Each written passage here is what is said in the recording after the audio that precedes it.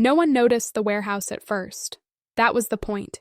It sat just outside a coastal port city, thousands of miles from the Midwest, wedged between abandoned shipping yards and rusted rail lines.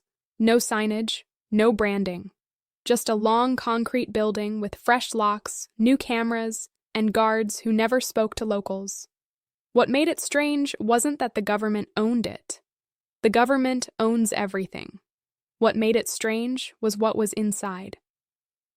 The story starts with a logistics contractor named Evan, a quiet guy who spent his career cataloging shipments he wasn't paid to question. He worked third-party contracts, unload, scan, log, repeat. No clearance badges, no briefings, just boxes and manifests. One night his crew was assigned to that warehouse. The first thing Evan noticed was the smell. Not rot, antiseptic, like a hospital mixed with metal and dust. The second thing was the inventory. Crates labeled with Midwest county names. Emergency sirens wrapped in plastic. Water purification units rated for agricultural runoff. Tons of iodine tablets. Portable morgue refrigeration systems. Way too many. Evan assumed it was disaster prep. Hurricanes, maybe. But hurricanes didn't hit Nebraska, or Iowa, or Kansas. And yet those names kept showing up. Des Moines, Peoria, Omaha, Springfield. Each crate logged with dates, not expiration dates, deployment windows. Most unsettling were the agricultural items. Soil testing rigs, seed vault containers, livestock tags by the thousands. Things you'd only need if you expected farmland to become unusable. Evan made a joke to one of the guards. Asked if they knew something everyone else didn't. The guard didn't laugh. He just said, "Log your items and keep moving." That night, Evan started digging. Not hacking, just looking. Public records, shipping tenders, procurement budgets. The warehouse didn't belong to FEMA, or the military, or Homeland Security. It belonged to a subdivision that didn't officially exist. No website, no mission statement. Just a name buried in budget line items, continuity materials office. A week later, another shipment arrived. This one heavier. No destination names on the crates, just a single word stamped repeatedly in red. After that's when Evan noticed the maps. Huge laminated maps rolled into storage racks. Midwest states covered in transparent overlays.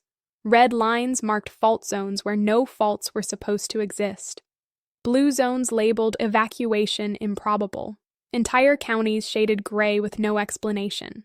Someone had drawn circles around cities, and then drawn arrows away from them. Evan took a photo, just one. He didn't send it to anyone. He didn't post it. He just kept it on his phone, unsure why his hands were shaking. 2 days later, his access badge stopped working. A man met him at the gate, polite, calm. Said Evan had been reassigned. No paperwork, no argument. That night, Evan watched the news like everyone else. A minor earthquake hit the Midwest. Unusual, but not alarming. Officials reassured the public. No damage, no injuries. But Evan zoomed in on his photo. The epicenter sat perfectly inside one of the red circles. Over the next few weeks, small things started happening. Water advisories. Crop failures blamed on unseasonal conditions. Livestock behaving erratically. The warehouse began shipping out crates, quietly, overnight. Not to the Midwest, but to staging points just outside it. That's when Evan understood the worst part. They weren't preparing to help the Midwest. They were preparing to replace it.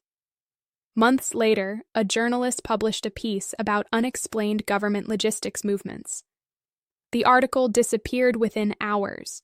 The author deleted their account. Their editor issued a retraction they didn't write, but one line stayed cached.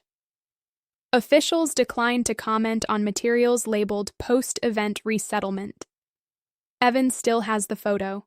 He checks it every time there's a tremor alert. Because each time something shakes back home, another crate leaves the warehouse. And none of them are labeled before.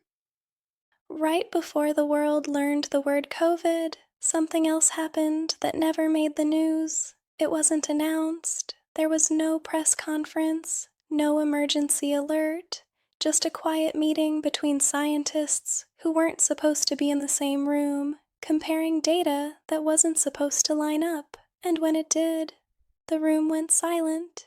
The discovery came from 3 separate research teams on different continents. Each of them thought they were studying unrelated things: atmospheric particles, deep ocean microbial shifts, and a long-term neurological pattern found in post-viral autopsies. Individually, the findings were strange. Together, they pointed to something worse: a slow-moving event. Not a meteor, not a virus you catch overnight. Something cumulative, something already underway. One of the scientists was a woman named Dr. Lena Moritz. She specialized in statistical modeling, not panic. Her job was to tell people when patterns didn't mean anything. But this time, the models kept reaching the same conclusion no matter how many variables she adjusted. If nothing changed, the projection crossed a critical threshold in 10 to 12 years. After that, recovery dropped to near zero. Lena submitted her findings to a global health consortium. She expected debate, pushback, peer review. Instead, she got a call.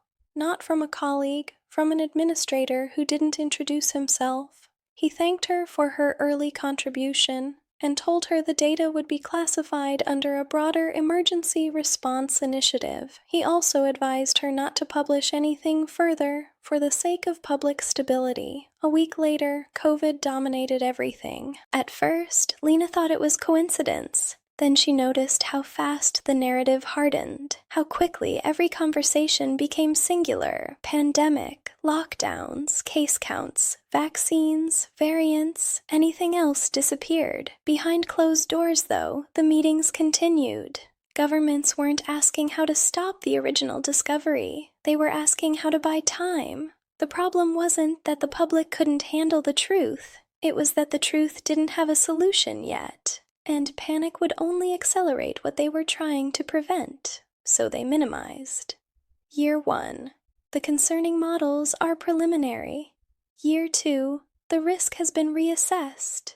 Year 3. New data suggests earlier fears were overstated. Each time, the language softened. Each time, funding quietly increased. Lena noticed another change too. Psychological studies started appearing everywhere. Research on compliance, on stress fatigue, on how long people could live under constant low-grade fear before becoming numb. The conclusion was simple: exhausted people don't revolt. They comply, they scroll, they argue with each other, they wait for instructions. By the time journalists started asking about long-term global anomalies, unexplained die-offs, atmospheric inconsistencies, memory-related disorders spiking in unrelated populations, the questions were drowned out by louder headlines: always something urgent, always something divisive, always something else. Lena tried to warn someone, anyone. She sent an anonymized summary to a reporter she trusted. The reporter replied with one sentence: "I've been told not to touch this." A month later, his outlet ran a piece debunking doomer science. Lena stopped trying after that. She still attends the meetings, still watches the projections update in real time. The curve hasn't changed direction, just its slope.